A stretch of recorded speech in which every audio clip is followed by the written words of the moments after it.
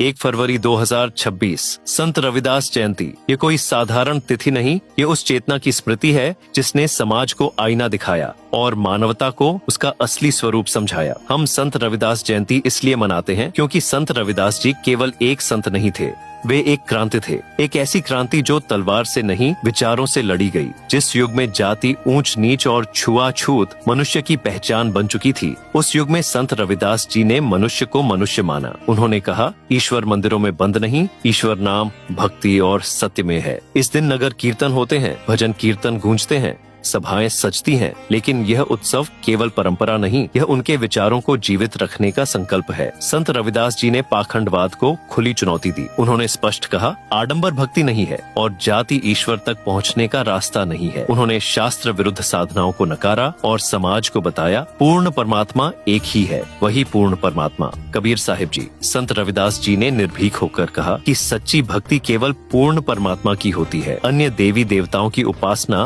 मोक्ष का मार्ग नहीं है। ये कथन आसान नहीं था, क्योंकि सत्य कभी आसान नहीं होता। रविदास जी ने लोगों को बांटने वाली दीवारों को गिराया और मानवता को एक सूत्र में पिरोया। आज जब हम रविदास जयंती मनाते हैं तो केवल फूल नहीं चढ़ाते।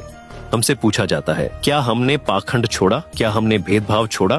क्या हमने सत्य को अपनाया? यदि नहीं, तो यह जयंती केवल एक तिथि है, और यदि हाँ, तो यही रविदास जी को सच्ची श्रद्धांजलि है। आइए इस रविदास जयंती पर सिर्फ सुने नहीं, समझें, अपनाएं और बदलें, क्योंकि संत रविदास जी को मानना मतलब सत्य के साथ खड़ा होना।